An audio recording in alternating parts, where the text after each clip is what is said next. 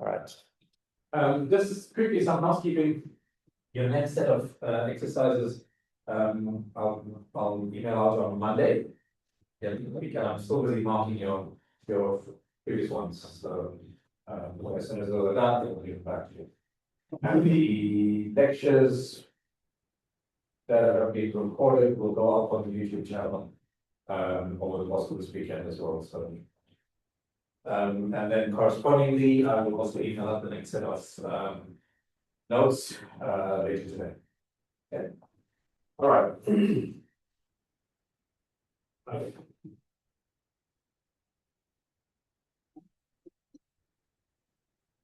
Okay. So let me just continue with the example that we were working through. We have demonstrated already that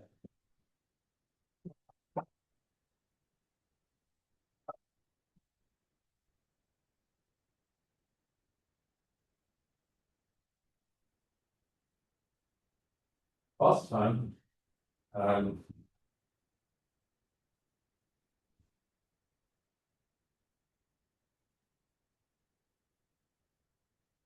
SP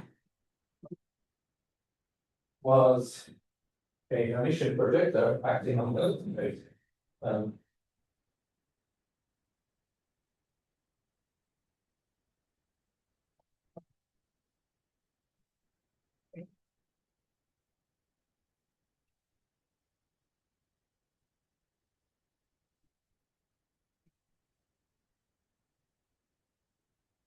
Because I mean that P squared is P, that's what makes the projection operator. Right. Do multiple actions, the same thing, it doesn't do anything. Passing on. And emission means that if I take the emission conjugate with the space, the standard Lagrange product from the other space, it's just P itself. Okay. So we showed that if this was the case, then the kernel of P, which is the set of all the vectors that live in the Hilbert space, such that when I act on those vectors with P, I get 0. Right? The set of all of those guys in the kernel of the software is the same thing as the orthogonal complement of the range of P. So the range of P is, of course, all the vectors that live in H, such that it's a set of all vectors that live in H that I get from acting on other vectors in H with P. Right? And the orthogonal complement is those vectors that live in H that when I take the inner product with the vectors that live in the range, I get 0. Okay. So this is what we showed. If P is an orthogonal, sorry, if P is an emission protection operator, then these two spaces are the same thing. Now I want to show that if I assume that these two spaces are the same, that necessarily means that this is true. Okay? Right. Let's do it. So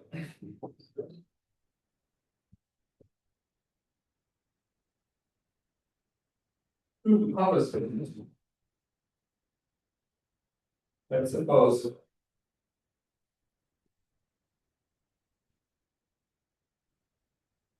that kernel of P is the range of P, range of P's orthogonal complement. Okay. So this is my assumption.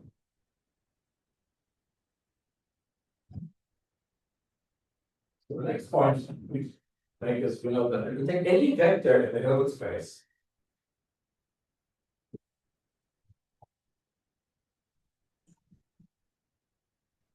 let's say U, and decompose it into something that lives in the range and something that lives in the kernel, as follows.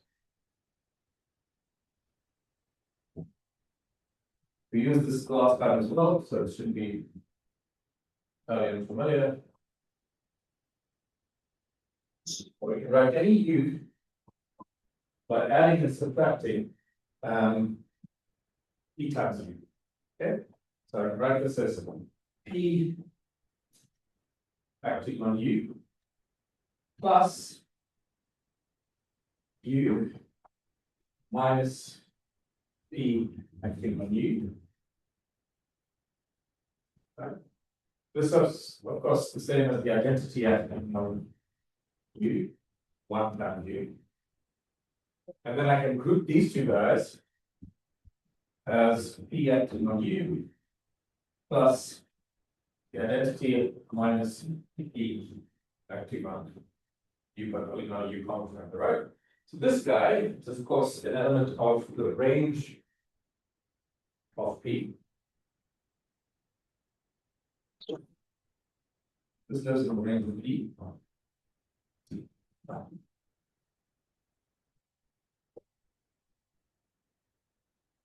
And this guy lives in the kernel of p. Because if I act on this guy with p, I get p minus p squared. P squared is p because p is a projector, so p minus p is 0. So this guy is in the kernel. Right? But by our assumption, this is the same as the range. Okay. So that is to say, I can take, with this assumption in place, I can take any vector in Hilbert space and decompose it into something that goes in the range and something that goes to the perpendicular component of the range. By definition of perpendicular component, if I take any vector that lives in the range and any vector that lives in the perpendicular component of the range, and I take the inner products, I get 0. Okay. So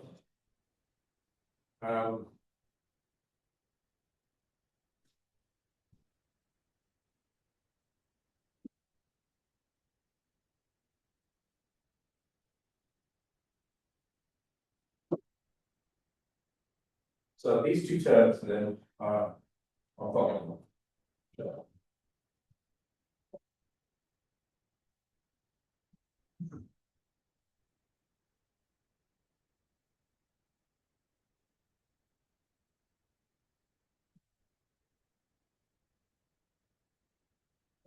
So we want to prove that P is a dimension. So suppose I take two vectors, two arbitrary vectors in another space and decompose them like this. Let's call this equation 1.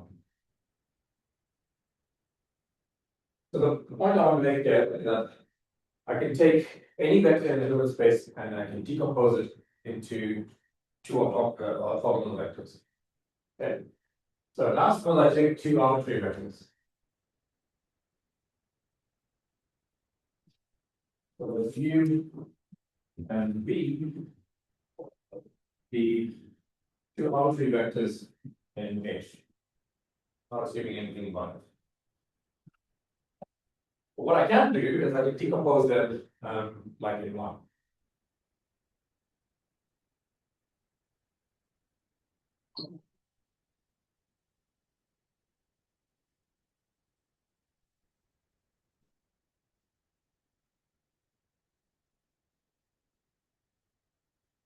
Okay. So I can write u like that, and I can write v like that.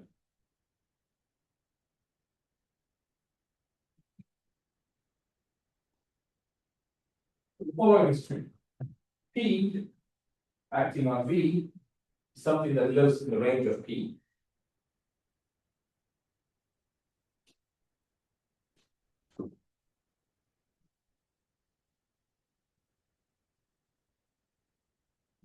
And 1 minus p, the identity minus p acting on u, is something that lives in the orthogonal coupler of the range of u.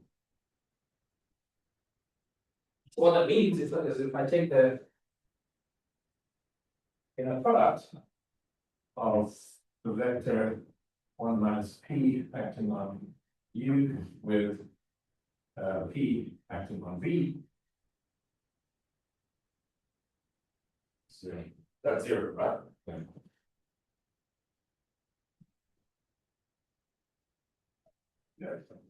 this is equal to 0. But this guy here, if I expand it out, is P.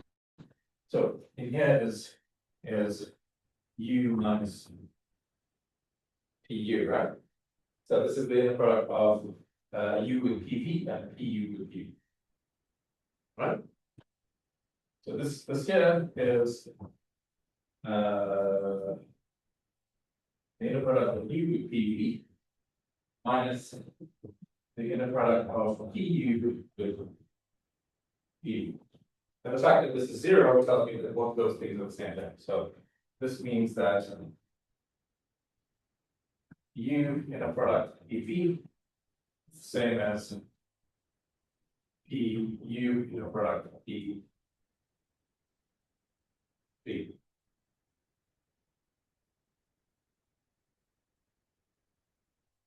Everybody happy with it?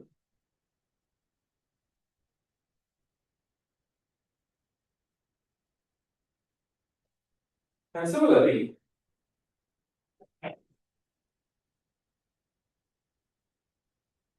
you fill in the gaps. And similarly, you can also show using exactly the same argument that PU in the product V is the same thing as PU in the product PV.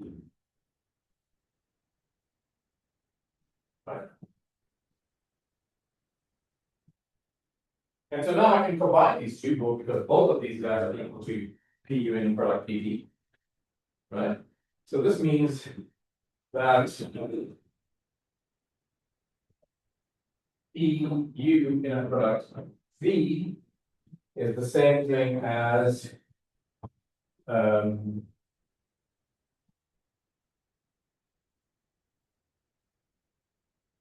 it's the same thing as U in a product EV. And the gap in there is that by definition, this is what we mean by the emission conjugate. This guy is equal to the emission conjugate of P in product, P in the product, the emission conjugate of P happening on V in the product. This is the definition of emission conjugate. Okay.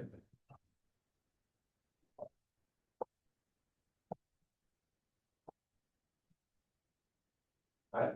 These two, this equality here comes from the fact that they're both equal to PU in product P. Right. So what we've shown here is that because this must hold, every vector U of any vector U and V in H, it necessarily means that P must equal to a summation of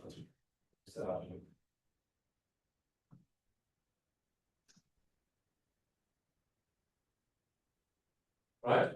Taking both of these results, what we got from last time and what we got from today together, it says that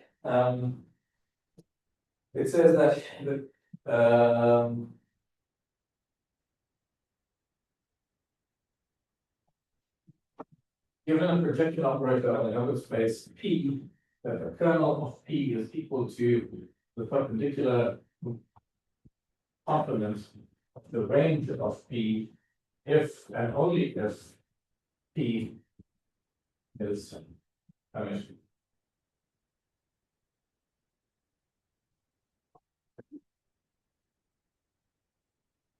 We're going to use this quite a bit in what follows because we're going to need to prove the spectral theorem for compact Hermitian operators.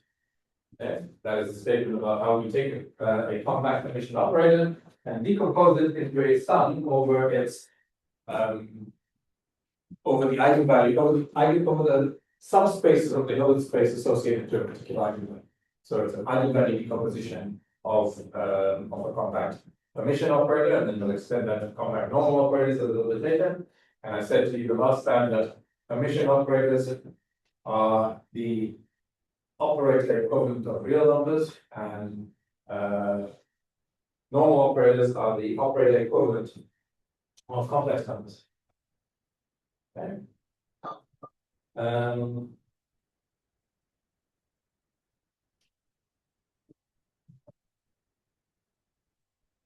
so geometrically, this is the statement that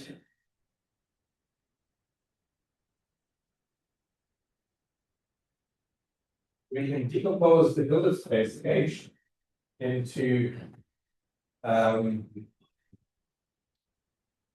the range of P and the kernel of P, and that this decomposition is precisely orthogonal when P is Hermitian, which I will denote like this.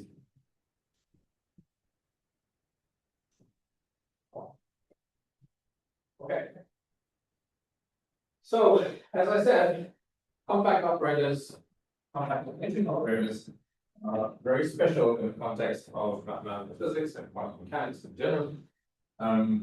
So we're going to spend a little bit of time talking about some of their properties. In particular, we need to know things about the size of these operators. We need to know things about their spectra, where to bound the operator, bound spectra, etc., etc. So all of these things are going to play an important role physically when we deal with them. So let's explore some of the properties. Compact Hermitian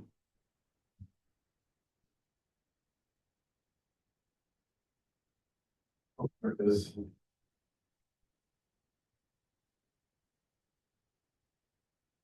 All right. Very.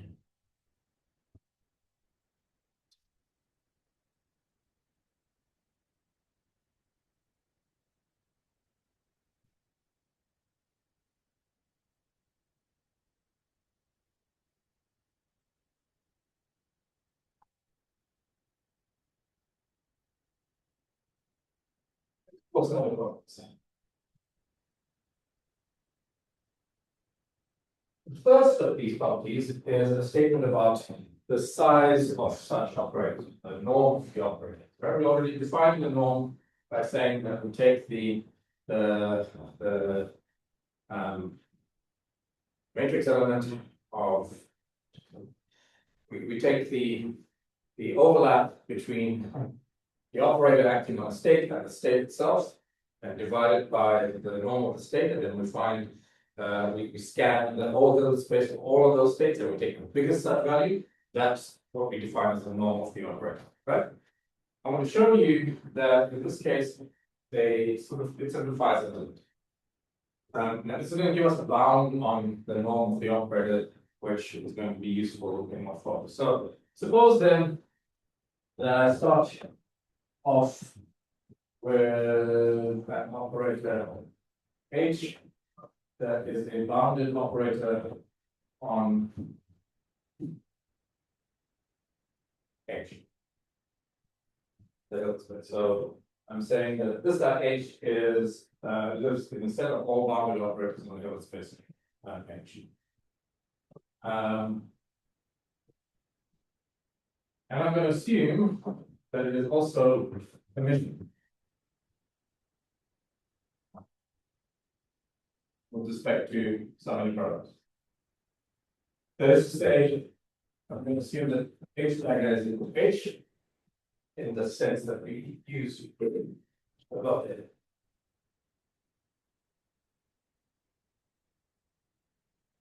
And now,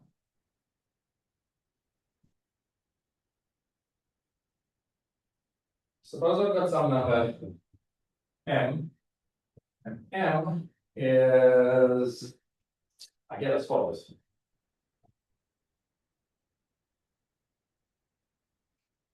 Okay. I'm going to write this down first, and then I'm going to back it. So it's a supremum over all vectors in the Hilbert space whose norm is 1 of the projection of H x onto X physicists would call this the matrix element of diagonal matrix element of H in the vector X. What I'm saying is find some vector in the Hilbert space, act on that vector of H, and then project that to the vector X itself. Okay. And you take the normal of this guy. Then the biggest such number, I'm going to call M. Right? In other words, again, given a vector X, some vector that has some unit vector, sorry. Right. So given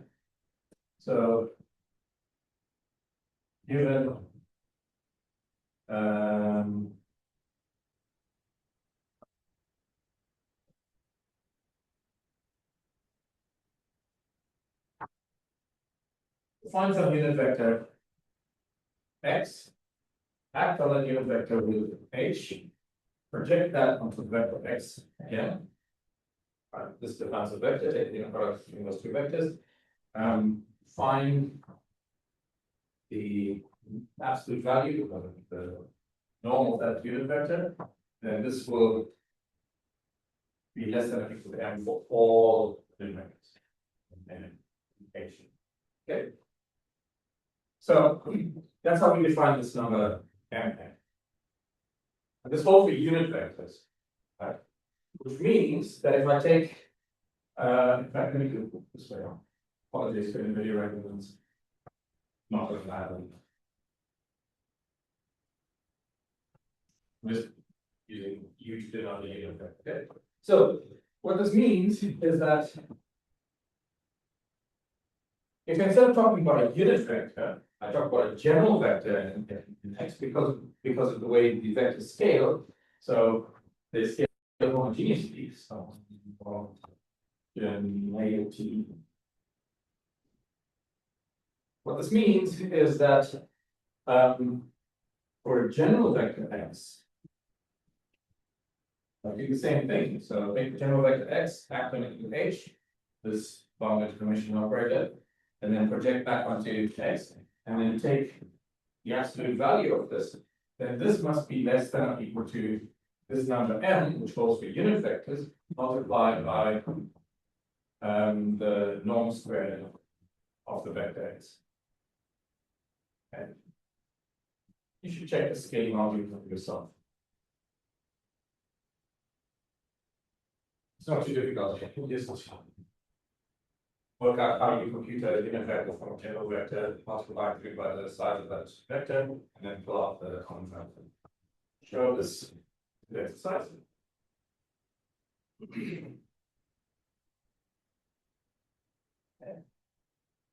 And this holds for every vector X in H. Okay. So what we want to show here is that this number M, that is the supremum of this quantity, is actually the norm of H. So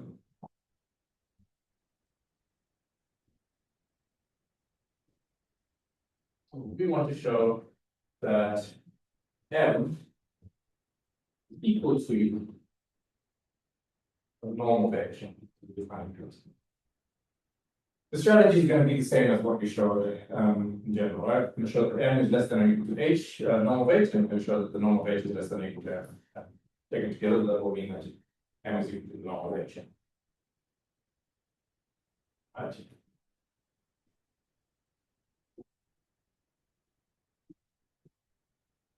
So, step one is for every unit vector,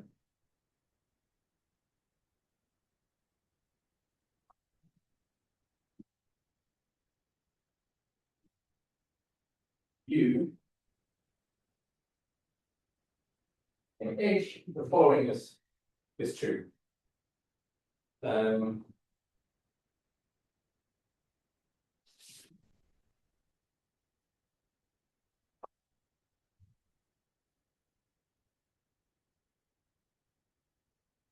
Cauchy-Schwarz inequality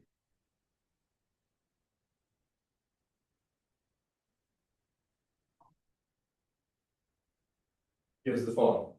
It says that if I calculate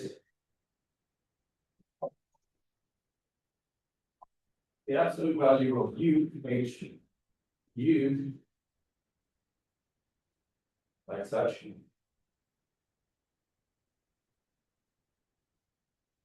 this guy is equal to U H dagger U U H U by definition of how we well, just square root of this first.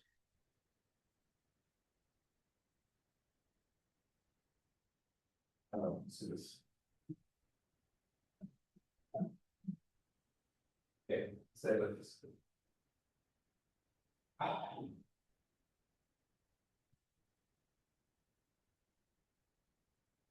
So U H U is less than or equal to the norm of U times the norm of H on U. Okay, but this is a unit vector, so its norm is equal to 1. So this guy is just equal to H U, which is less than or equal to the norm of H. Okay. And so if I take the supremum over all the unit vectors, then this tells us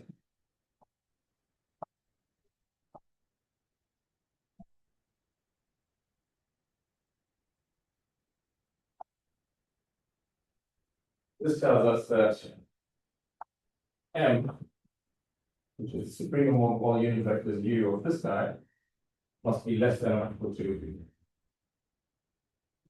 the normal vector. That's the first thing. Okay. The converse of this, or not converse, it would be opposite direction of this. So let's take two vectors U and V in H.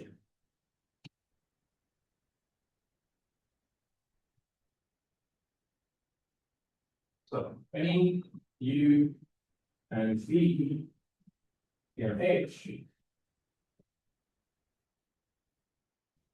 the following is true. If I calculate the absolute value of U H V, then this is less than or equal to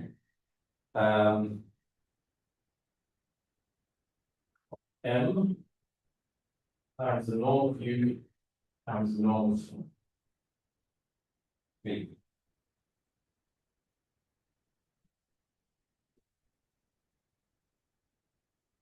I'd like you to show this. Oh, sorry. I don't. I'm going to show you.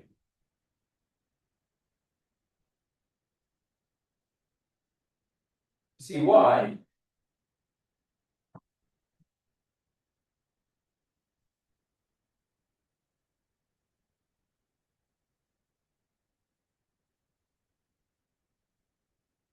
This is because let's assume that neither of these two vectors are the zero vector, right? So assume that neither U nor V is equal to 0. And now I'm going to choose a phase which allows me to rotate V in such a way that when I calculate this number, it's going to be a non-band, it's going to be real and non-negative. It's a degree of freedom that I have about how I choose V relative to U. I can always do this. Question. These are not only unit vectors. But These are the only unit vectors. no, they're not doing that's correct. Right. So I'm just choosing some general vectors we need to turn two vectors U and V.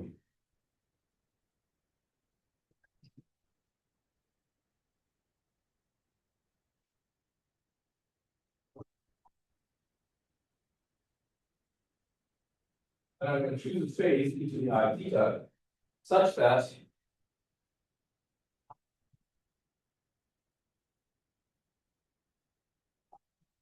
U H e to the I theta V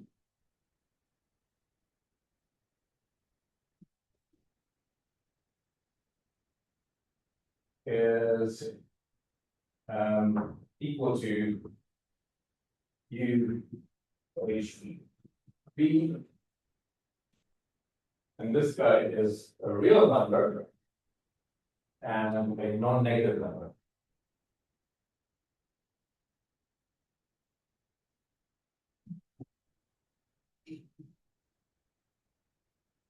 Greater than or equal to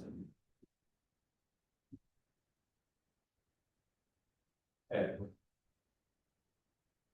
So again, pick two vectors in the Hilbert space, right? Assume that they're non-different. Then rotate the one vector relative to the other vector. That's what the space does for me, right? Until this guy here comes out to be real and it's going to be real, but until it comes out to be non-negative, then you fix the phase, and we don't care about this. Okay, the point is, I just want to make sure that this guy here is a real non-negative number.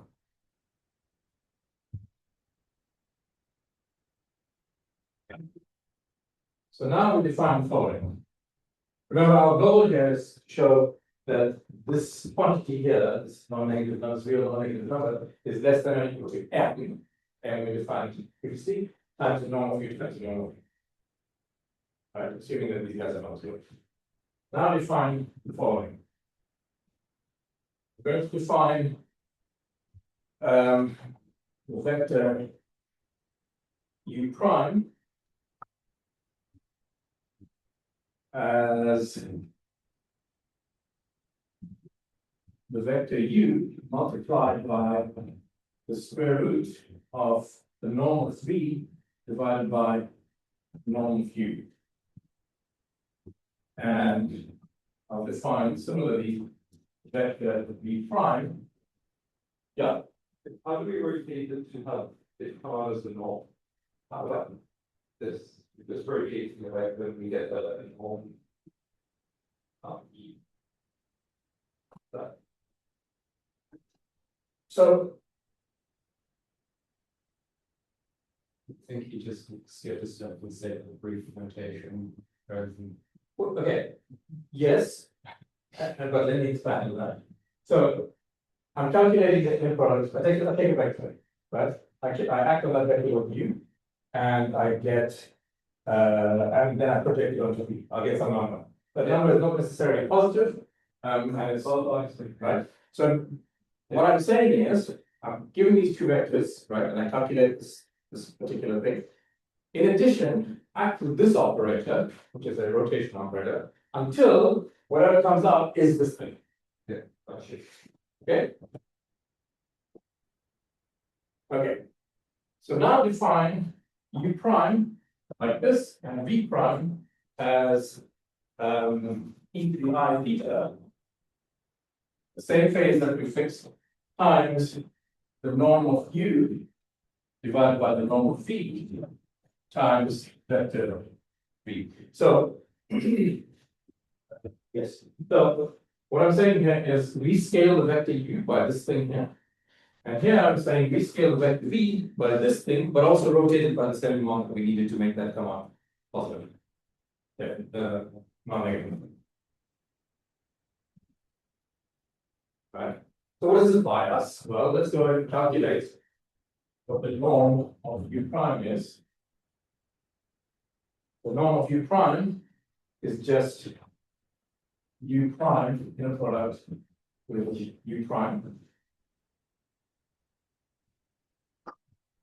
There are two factors of this rescaling vector here that takes out the square root from e. So it just gives me a normal phi divided by the normal u times u the product u. U in the product u is the norm of u squared.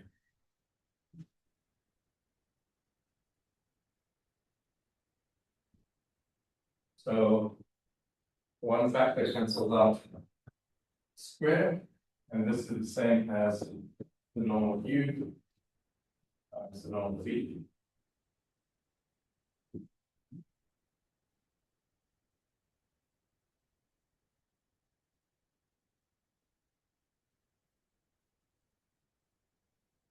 And you can check that this is the same thing that I will get. It's kind of obvious, isn't it? When I calculate the norm of v prime. Right? Because the only difference is the space factor, and we're going to take the inner product into the other into the minus factor, just so the phase cancels out. So the norm of v prime is the same as the norm of v prime, and both the norm of v times the norm of v. Similarly, if I calculate u prime in the product h v prime,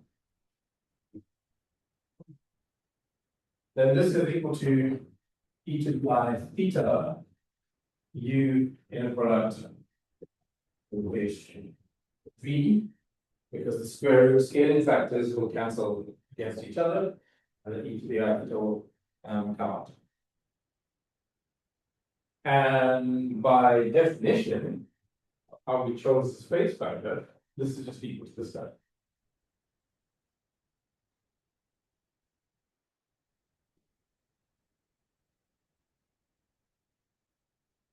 This is by instruction.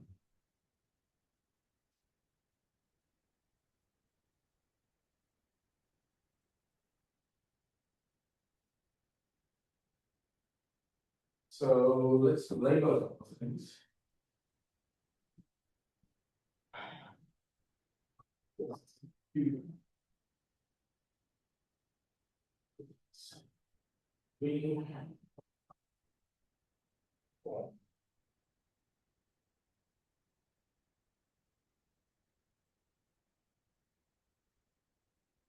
But since H is commission, the following is true.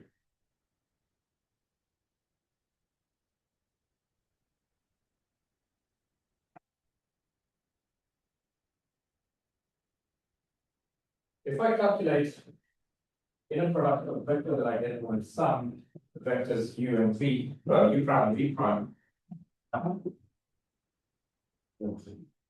vector that I get in H maximum vector, this guy,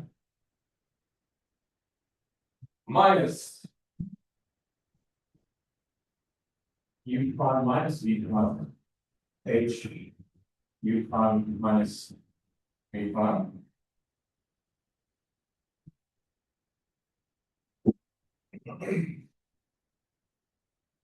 Then this is equal to 2 u prime h v prime plus 2 v prime h u prime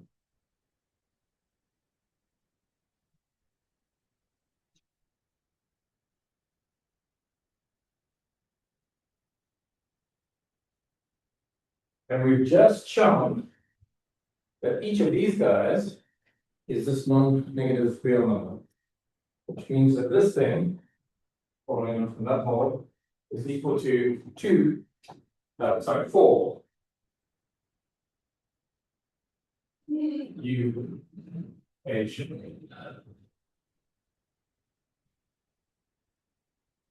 v.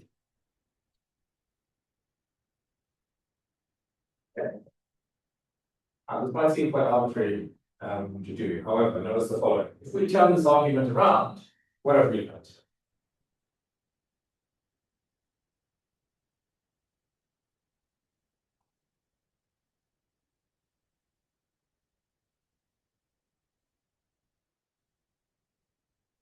we learned that 4 times u which v is less than or equal to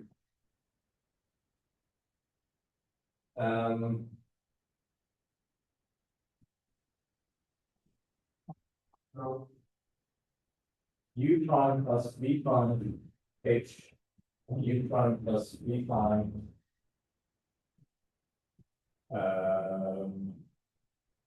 plus u prime minus v prime h u prime minus v prime, which is a statement actually just about real numbers. This is what's called the triangle inequality for real numbers. Each of these guys is a positive real number, and I want you to show, so this is called the triangle inequality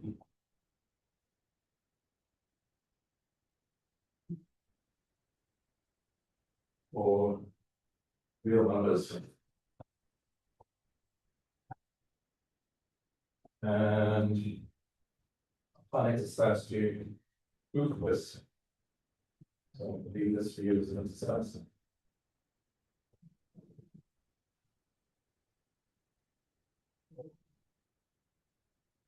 But the point is that this thing itself is less than or equal to the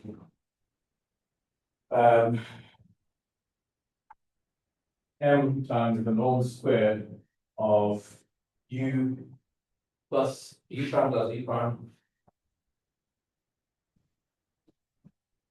This vector plus u prime plus minus v prime.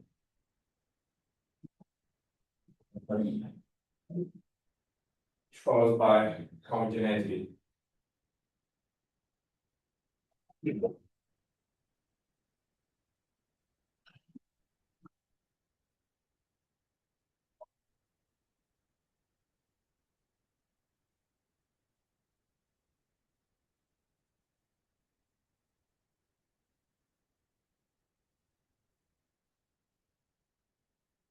Right, we need one more identity, which is useful.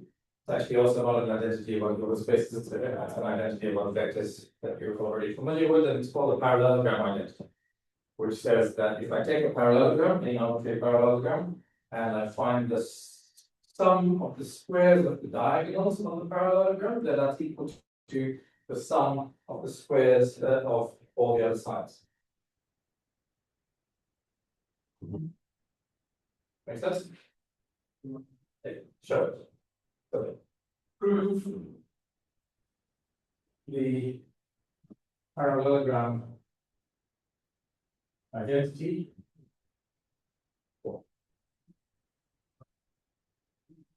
Which is the statement that if x and y are vectors in H,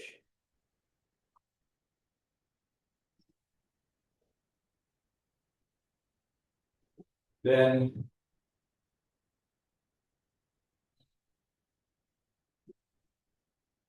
the norm squared of x plus y plus the norm squared of x minus y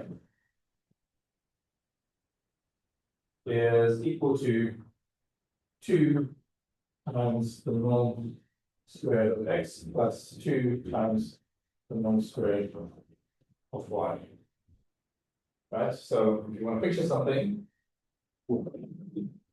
imagine I have two vectors x and y.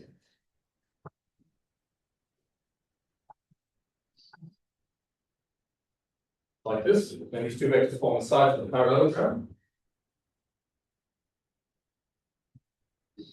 This parallelogram. Right.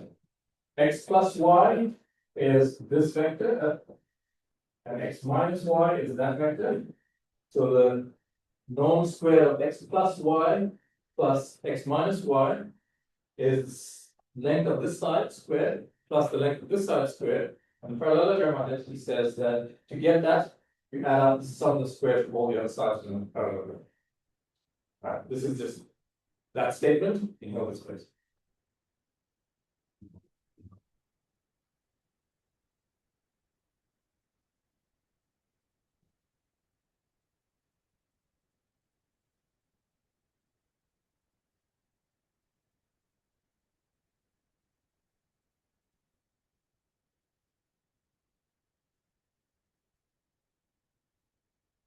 So from the parallelogram identity, 6.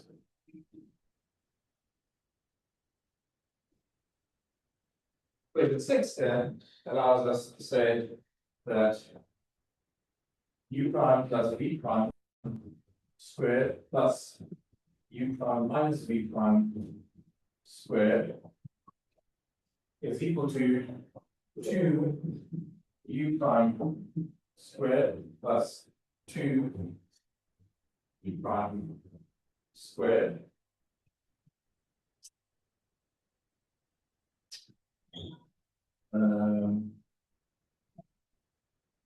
U prime squared is the same as u squared v squared. V prime squared is u squared v squared, so I get 4 of these guys. Suggestion. 4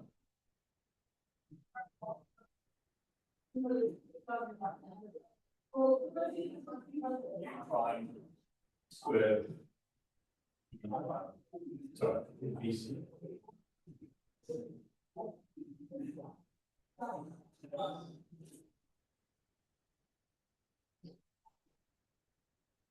No, sorry. It should be squared. So this is square. Which makes it's not a square, it's not a square. Okay. Which then implies that the absolute value of u h v is less than or equal to m in the product u, normal u, normal minus v.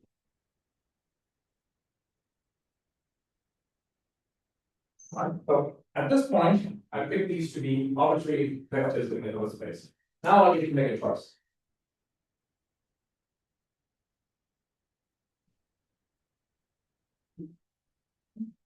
So now let's choose u equal to hx and v to x. Then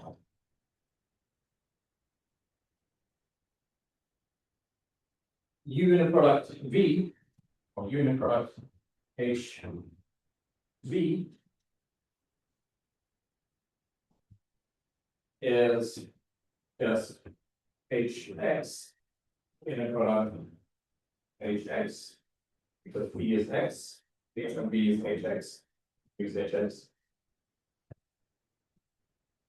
which is just the norm squared of vector hx. So then this inequality tells us then that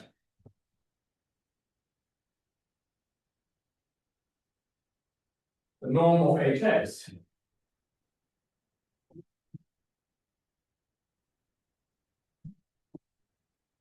is less than or equal to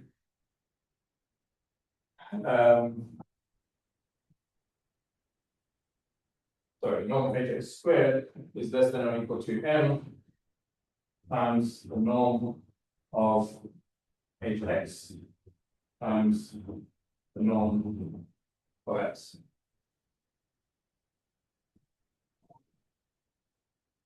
So if we're talking about unit vectors,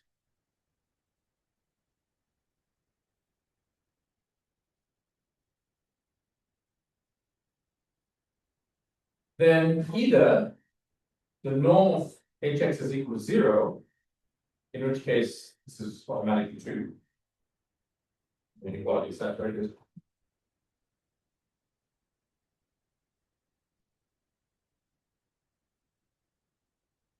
Then either the norm of hx equals 0, in which case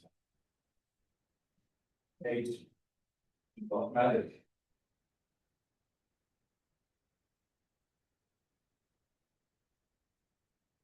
Or hx is non-zero, the norm of hx is non-zero. And if the norm of hx is non-zero, then I can divide both sides by the norm of hx, in which case h implies that the norm of hx is less than or equal to m times the norm of x, which is 1.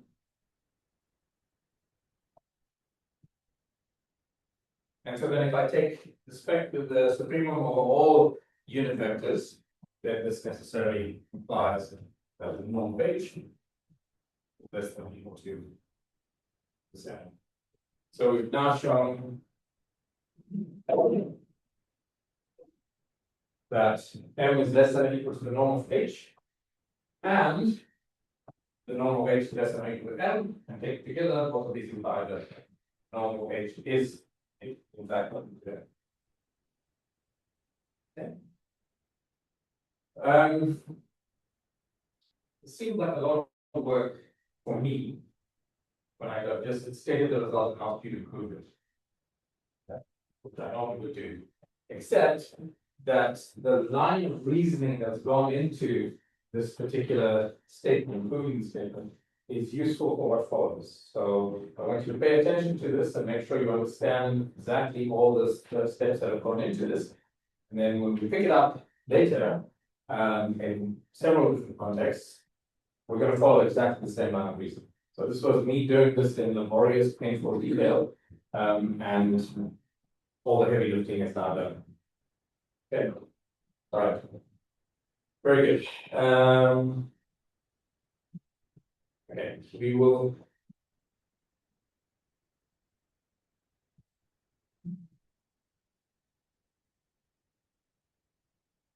Oh, I have one more exercise for you guys. Let me just state this because then next time I can pick up one. We're going to need to know a couple of definitions and results from finite dimensional vector spaces.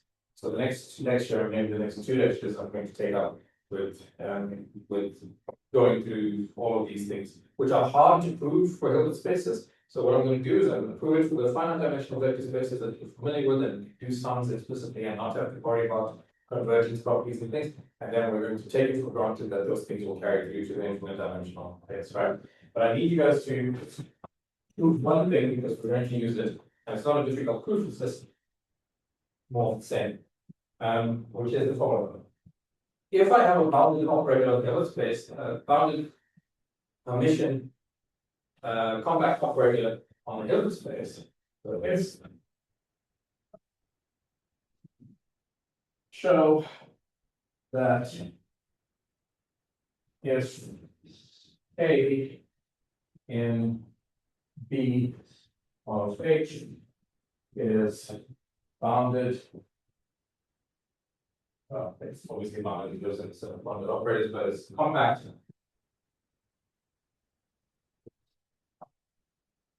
And Hermitian,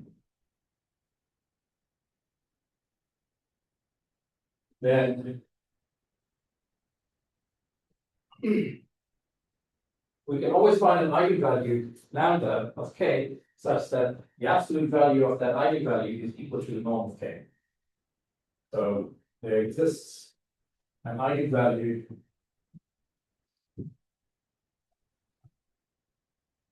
lambda of k with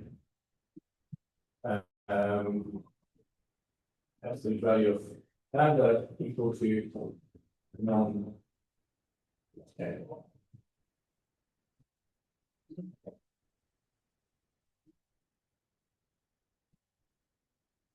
Very good.